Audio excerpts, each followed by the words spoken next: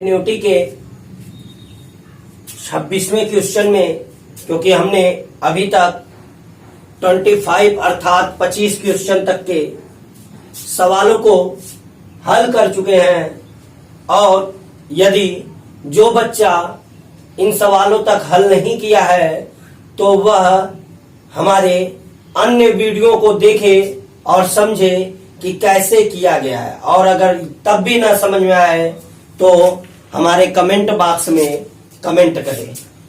26वां question है कि हमें यह फंक्शन दिया गया है और इस फंक्शन का x बराबर 2 पर कॉन्टिन्यूअस है। यह फंक्शन x इक्वल टू 2 पर क्या है, कॉन्टिन्यूअस है। तब k की वैल्यू बतानी है, तब k का क्या बताना है, मान बताना है, k का वैल्यू बताना है। तो इसके लिए हल लिखने के बाद लिखेंगे दिया है f(x) बराबर जितना है उतना लिख लेते हैं। ये f(x) बराबर लिख लेते हैं।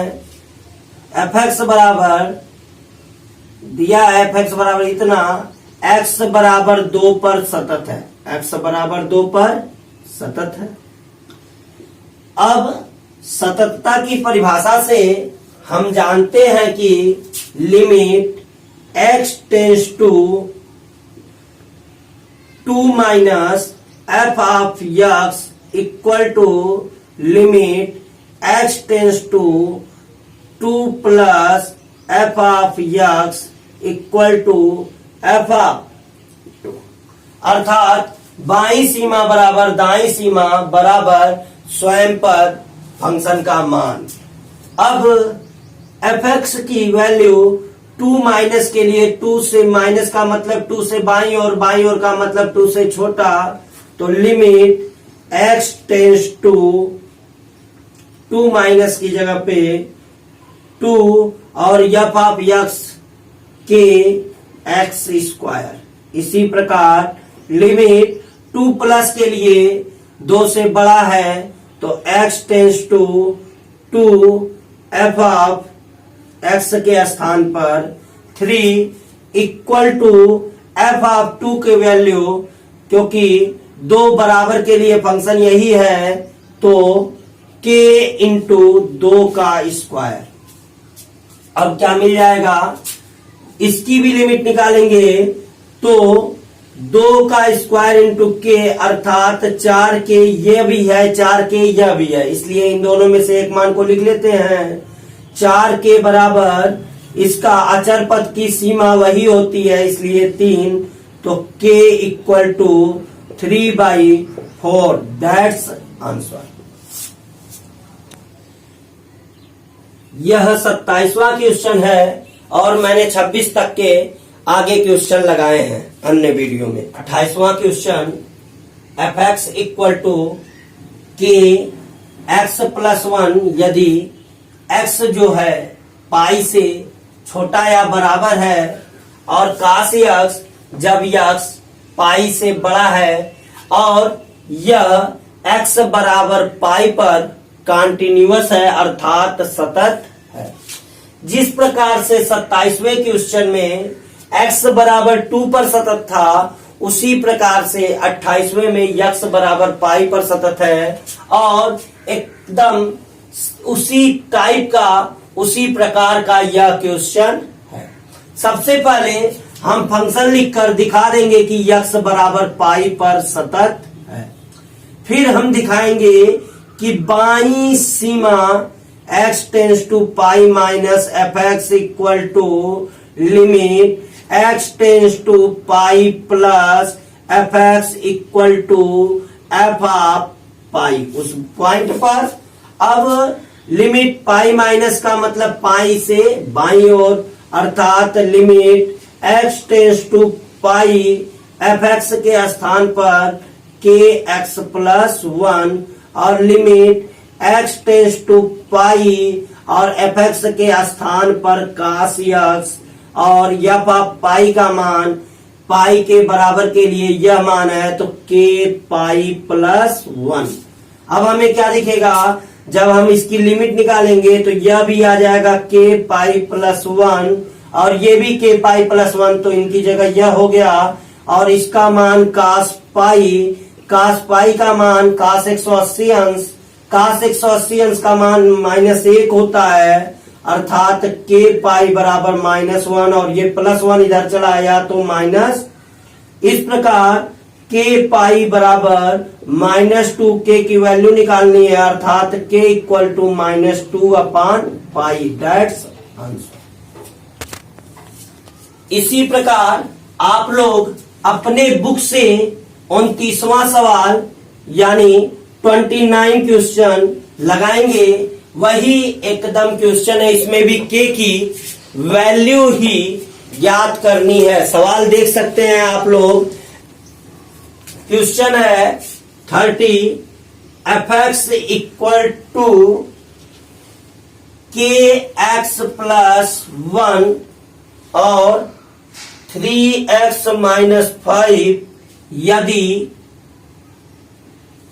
x less than or equal to 5, यदि x ग्रेटर देन 5, x बराबर 5 पर क्या है, सतत। यह फंक्शन इस पर क्या है, सतत है। वही एकदम सेम टू सेम क्वेश्चन है। आप लोग इसे लगाने की कोशिश अवश्य कीजिएगा। 30 क्वेश्चन है, a तथा b के मानों को बताना है, अर्थात a तथा b की वैल्यू को ज्ञात करना है। यदि fx इक्वल टू 5 जब x जो है 2 से छोटा या बराबर है, और जब x 2 से बड़ा और 10 से छोटा है, अर्थात 2 और 10 के बीच में है, तो ax प्लस b फंक्शन का मान है। और जब 10 से बड़ा है तो 21 है। अब हमें दिखता था पहले सवालों में कि हमें एक ही संख्या दिखती थी, जैसे 3 दिखता था, 2 दिखता था, पाई दिखता था, तो हमें 1 की वैल्यू ज्ञात करनी रहती थी। लेकिन जब हमें 2 की वैल्यू ज्ञात करनी है तो हमें 2 संख्याएं दिख रही हैं, अर्थात 2 और 10 दिख रहा है। दिख रहा है कि नहीं दिख रहा है? 2 और 10 दिख रहा है, अर्थात यह 2 पर भी सतत है और 10 पर भी सतत है। तो हम लिखेंगे क्या, चूंकि f ऑफ x बराबर 2 तथा x बराबर 10 पर सतत है, सतत है। ठीक, तो सतत का मतलब क्या हो गया, limit x tends to 2 minus, पहले 2 के लिए f of x equal to limit x tends to 2 plus f of x equal to f of 2। अब मैंने मान निकाल लिया। 2 माइनस के लिए, 2 से छोटे के लिए 5 है, तो limit x tends to 2 5 equal to limit 2 से बड़े के लिए ax प्लस b है, तो x tends to 2 ax plus b equal to f of 2, अर्थात 2 के बराबर के लिए भी 5 है, तो यह 5 और इसका लिमिट निकालने पर भी अचर पद की लिमिट वही आती है, इसलिए यह 5, यह दोनों इक्वल है, इसलिए इन दोनों के स्थान पर एक ही संख्या लिखेंगे। अब इसकी लिमिट निकालने पर x के स्थान पे 2 रखिए, तो 2a plus b, 2a plus b equal to 5, equation 1। इसी प्रकार से 10 के लिए जब निकालेंगे तो 10 माइनस 10 प्लस और f ऑफ 10 लिख देंगे, f ऑफ 10 लिख देंगे और 2a प्लस b हम लिख लेते हैं इक्वल टू 5, इक्वेशन 1 कहीं पे। अब लिमिट x टेंस टू 10, 10 के लिए, 10 से छोटे के लिए ax प्लस b है, और 10 से बड़े के लिए 21 है, और 10 से बराबर के लिए भी क्या है, 21 है। अब हमें क्या दिख रहा है, यह लिमिट इसके इक्वल है, तो x के स्थान पे ये रखने पर 10a plus b equal to 21, equation second.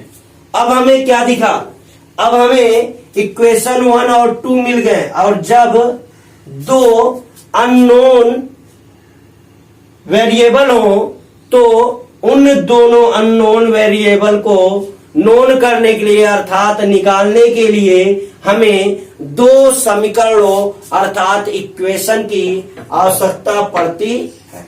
अब हमारे पास दो इक्वेशन है, अब इन दोनों इक्वेशनों को सॉल्व करने पर ये b है, ये भी b है, ये प्लस है, ये प्लस है, तो इक्वेशन बताता है कि यदि जो संख्या बराबर हो उसका चिन्ह भी बराबर हो तो उसे घटा देना चाहिए, और यदि संख्या बराबर हो चिन्ह बराबर न हो तो उन्हें जोड़ देना चाहिए। चूंकि चिन्ह तो बराबर है और b संख्या भी बराबर है, इसलिए इसे क्या कर देना चाहिए, घटा देना चाहिए।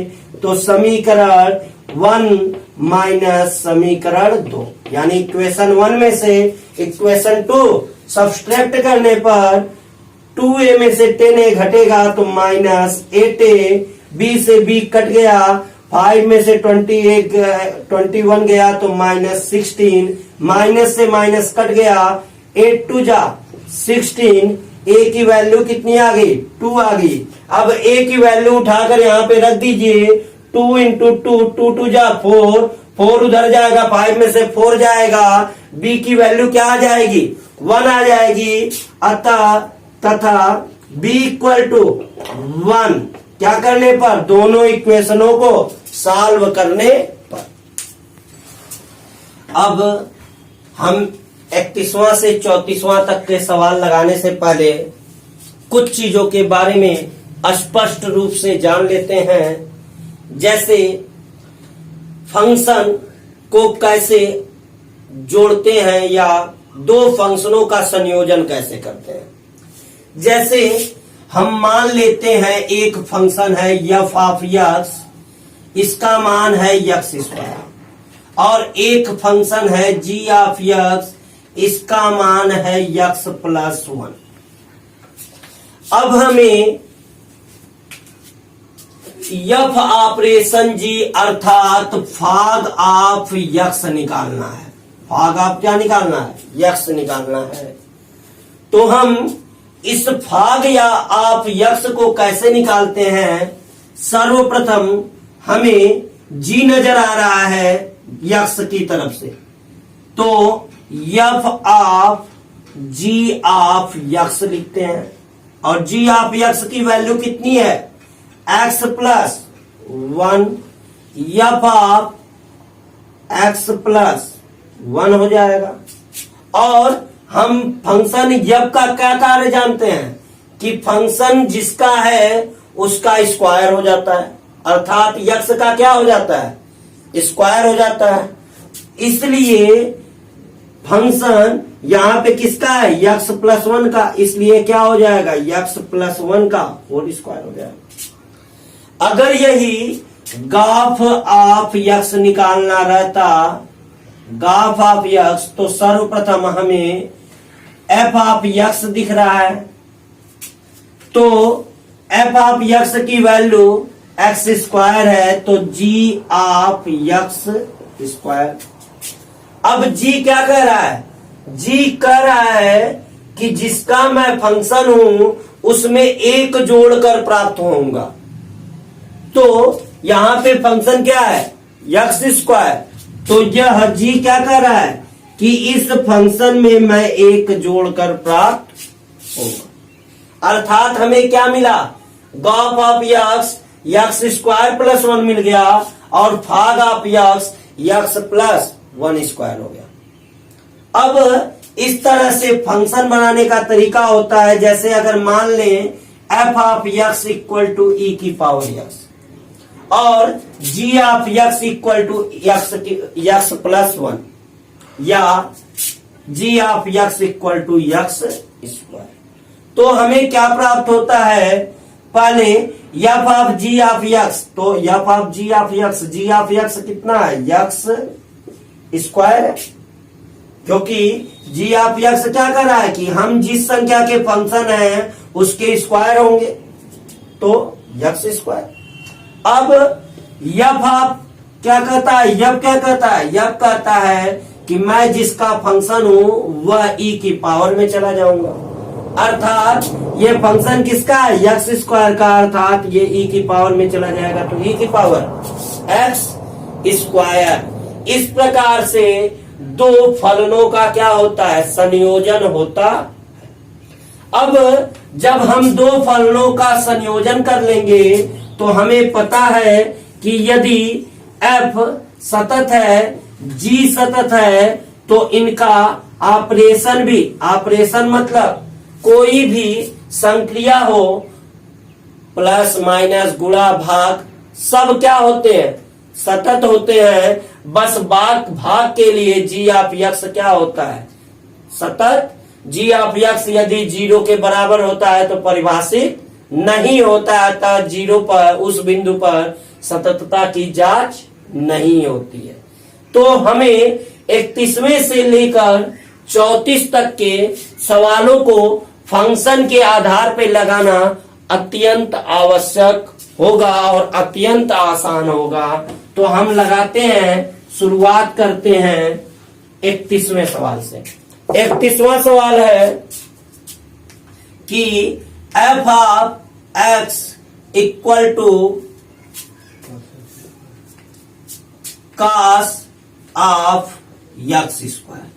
अर्थात इस फंक्शन को कैसे डिफाइंड किया गया है कि x के लिए वह पहले तो इसके वर्ग का कोण के रूप में लिखा गया है और उसकी क्या बना दी गई है, कोज्या बना दी गई है, अर्थात कास बना दिया गया है। अब हमें क्या करना है, इसे दो फंक्शनों के रूप में लिखना है। तो हम मान लेते हैं, माना f of x equal to गा ऑफ x। अब यहां पे हमने g और h इसलिए लिया है क्योंकि f ऑफ x पहले ही ले लिया गया है। अर्थात इसका मतलब g of x operation h of x। अब जहां g ऑफ x क्या हो जाएगा, g of x equal to g of x क्या होगा, क्योंकि h ऑफ x स्क्वायर होगा तो g of x cos x होगा। अर्थात g of x cos x तथा h ऑफ x स्क्वायर। अब आप लोग खुद निकालिए, गा x का मतलब देख लीजिए, चेक कीजिए, गा ऑफ x इक्वल टू क्या हो जाएगा, पहले तो g of h of x, g of h of x, तो h ऑफ x की वैल्यू x स्क्वायर। अब ये क्या कहता है, यह कहता है कि हम जो संख्या लेंगे उसका स्क्वायर हो जाएगा। अब g ऑफ x स्क्वायर, तो g of x equal to क्या है, cos x। तो यहां पे x के आगे कास लग जा रहा है, अर्थात x स्क्वायर के आगे cos x स्क्वायर। यह अब क्या प्राप्त हो गया हमें, f ऑफ x। देखिए हमने यही चीज लिखा है, f ऑफ x बराबर गा ऑफ x। अर्थात अब हमें दिख रहा है कि जो f ऑफ x है दो फंक्शनों का संयोजन है। गा ऑफ x है कि नहीं है?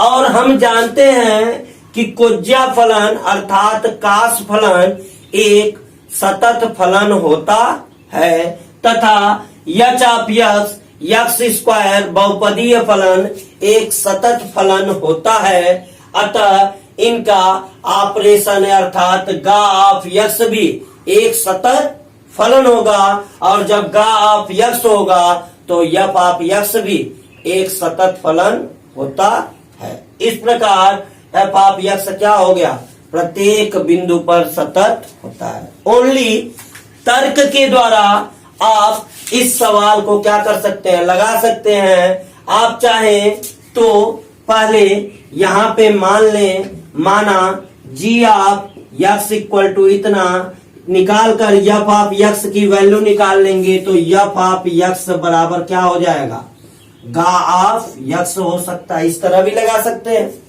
अब आपको केवल इतना ही लिखना है कि चूंकि हम जानते हैं कि कोज्या फलन प्रत्येक वास्तविक संख्या पर क्या होता है, सतत होता है, तथा बहुपदीय फलन यक्स स्क्वायर भी प्रत्येक वास्तविक संख्या पर सतत होता है, इसलिए गा ऑफ यक्स भी क्या होगा, सतत होगा। अब जब यह सतत होगा तो फंक्शन ऑफ यक्स भी प्रत्येक बिंदु पर सतत होता है। इस प्रकार यह एफ ऑफ यक्स सतत। 32वां सवाल, एफ ऑफ यक्स बराबर मॉड ऑफ कॉस यक्स। फिर वही चीज, माना चूंकि हमें पहले मॉड पता चल रहा है कि मॉड है, तो मॉड के लिए हम मान लेते हैं, माना एफ ऑफ यक्स बराबर गा ऑफ यक्स। अब सबसे पहले क्या है, जी है, तो जी को क्योंकि पूरे पे मॉड है, अर्थात जी ऑफ यक्स बराबर मॉड ऑफ यक्स, ये मापांक फलन हो गया, तथा यच ऑफ यक्स बराबर कास यक्स। आप लोग अब देख सकते हैं कि यदि हम गा ऑफ यक्स निकालते हैं तो इसका मतलब जी ऑफ यच ऑफ यक्स होगा, जी ऑफ यच ऑफ यक्स होगा। अब यच ऑफ यक्स की वैल्यू कितनी है, कास यक्स, तो जी ऑफ कास यक्स। अब जी के फंक्शन में जो है वह मॉड में चला जाएगा, अर्थात मॉड ऑफ कास यक्स। इस प्रकार हमें क्या प्राप्त हो गया, एफ ऑफ यक्स प्राप्त हो गया। प्राप्त हुआ कि नहीं हुआ, प्राप्त हो गया। अब हमें करना क्या है, अब हमें दिखाना है कि यह दोनों फंक्शन सतत हैं। तो चूंकि हम जानते हैं मापांक फलन क्या होता है, सतत फलन होता है, कोज्या फलन क्या होता है, सतत फलन होता है, अतः इनका ऑपरेशन गा ऑफ यक्स भी सतत फलन होगा, इसलिए एफ ऑफ यक्स भी सतत फलन होता है। कुछ लोगों के मन में यह भावना अवश्य होगी कि हम क्यों गा ही लिख सकते हैं, क्या हाग नहीं लिख सकते हैं? तो हम चेक करते हैं हाग ऑफ यक्स पे भी। आप लोग जब इसको बार बार करेंगे तो आप लोग को खुद क्लियर हो जाएगा कि हम रखें क्या, हम करें क्या। तो मैथ्स जो होता है वो प्रैक्टिस की देन होती है। जितनी अच्छी आप प्रैक्टिस करेंगे उतना अच्छा आपका दिमाग खुले ओपन होगा और आपको समझ में आएगा कि हमारे कहने का आशय क्या है। तो हाग ऑफ यक्स निकालते हैं, तो एच ऑफ हाग of x g of x हो जाएगा पहले। अब जी ऑफ यक्स क्या है, जी ऑफ यक्स है मॉड यक्स, अर्थात h of mod of x. अब हम जानते हैं कि यच के जो फलन है वो कास का एंगल है, कोज्या का एंगल है, अर्थात वह कोज्या हो जाएगा, तो कास ऑफ मॉड यक्स।